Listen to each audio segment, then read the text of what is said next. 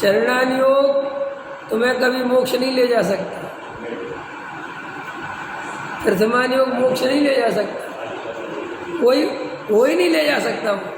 लेकिन द्रव्यान योग में जो शुद्धात्मा की चर्चा है, अगर उसकी प्रतीति करोगे तो मोक्ष ले जाओ। जिन लोगों को बहुत चिंता सताती है ना आचरण की और शास्त्रों की, उन लोगों के मन में सोचना चाहिए कि भाई साहब ये अनंत बार किया है, एक बार नहीं किया।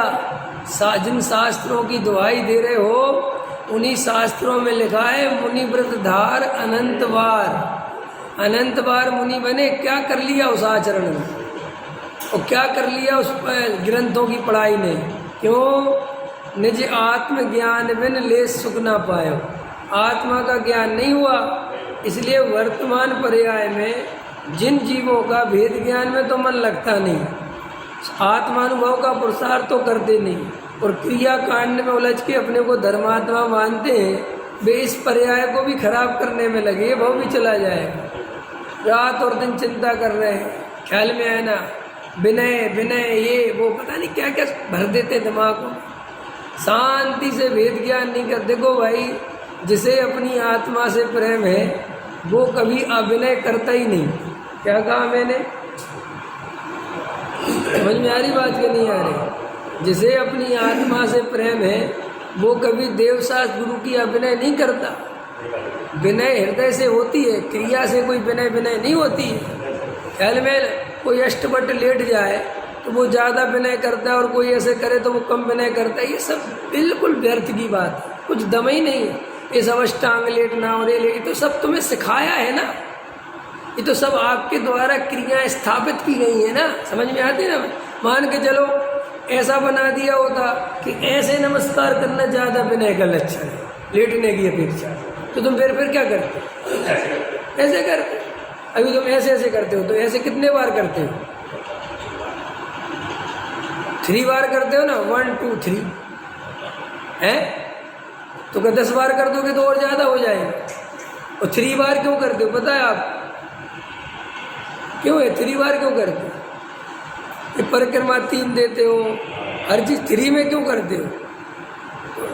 अपने यहाँ के बहुत होशियार है, बोलते साहब वो 3 होते ना, सम्मित से सम्यक ज्ञान और सम्मित है।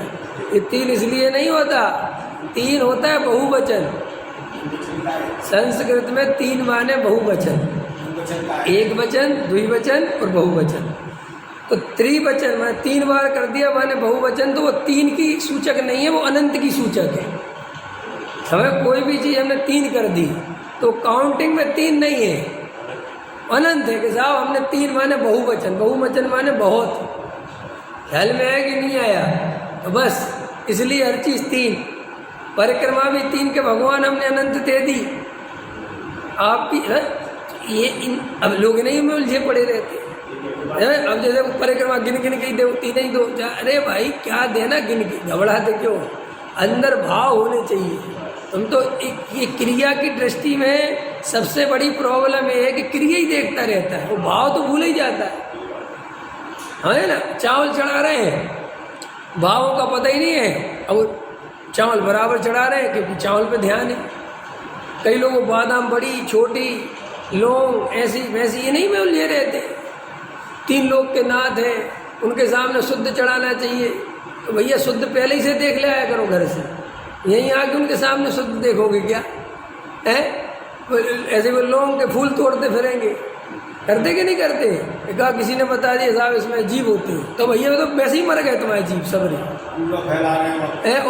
और भाई हाथ से और मसल दिए तो और अशुद्ध हो गए अगर वो जीभ है तो। और फिर लौंग चढ़ाओ ही मत, मैं तो कहता एक हाथ तो कम करो। क्या फर्क पड़ता है? 6 चढ़ा दो, 7 चढ़ा दो, जो ठीक लगे वो चढ़ा दो। अरे साहब आप तो भ्रष्ट कर दोगे, लोग ऐसा लगता। लोग इतने डरे हुए बेचारे, इतने डरते समझे ही नहीं स्वरूप, कभी समझ ही नहीं पाए कि वस्तु स्वरूप है क्या। नहीं साहब क्रिया भी जरूरी है, जावे भी जरूरी है, क्या विचार नहीं करते। क्रिया का निषेध नहीं करते हम इस बात का निषेध करते हैं कि तुम्हें ये ही नहीं पता है कि क्रिया करी कैसे जाती है। क्रिया को ढोते हो, और ढोना क्रिया नहीं है, क्रिया होना है। समझ गए ना, क्रिया जो ढोनी पड़े वो क्रिया नहीं बचती, वो तो कर्म कांड है। नहीं समझे, हिंदू कर्म कांड करते ना, जला रहे यज्ञ चला रहे, उनसे कहो क्यों जला रहे भैया, जीव हिंसा होती है, तुम क्या जानो, शास्त्रों में लिखा है। तुम उनको तो बड़ी वो करते हो, लेकिन खुद भी तो वही करते हो। कि चावल गाय के लिए चढ़ाई जाती, बता, कोई बता सके तो बता, क्यों चढ़ाते हो चावल? रमेश जी क्यों चढ़ाते हो चावल? इसका कुछ नहीं पता, कुछ नहीं पता क्यों चढ़ाते हो।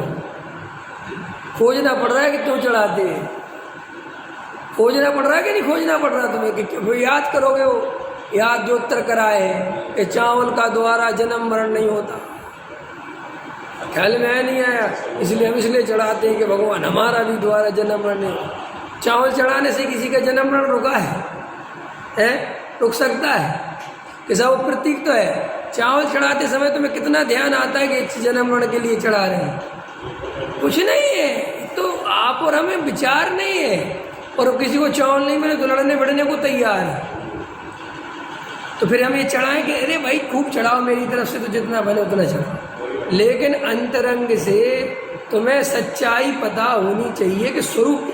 हम पता तुमसे क्या कहते हैं बार बार कि कम से कम अपना स्वरूप तो पता करो, कम से इतना तो तुम्हारे अंतरंग में हो कि अपना स्वरूप तो तुम्हें पता है। देखो भाई, काम कुछ भी करो, मिथ्या दृष्टि और सम्यक दृष्टि, पता क्या अंतर है?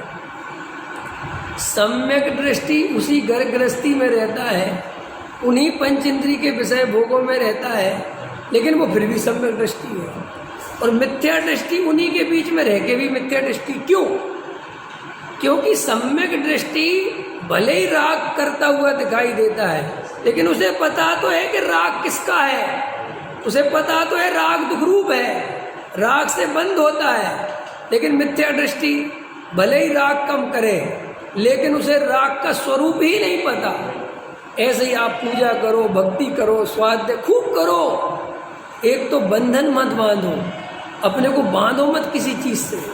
बांधना कोई सुख का लक्षण नहीं है, सहज रहो, घबराओ मत। मंदिर जी में गए, बादाम नहीं मिल रही, आकुलता मत करो, कोई बात नहीं मिल रही, तो हमें पता है कि इनको चढ़ाते क्यों हैं, कोई बात नहीं मिल रही, कोई बात नहीं, भावों का।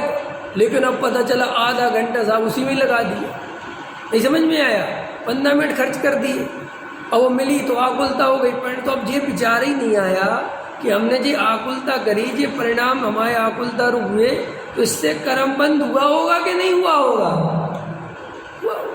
तो वहाँ पे ये जो क्रिया प्रधानी लोग होते हैं, वे परिणाम की तरफ ध्यान नहीं देते।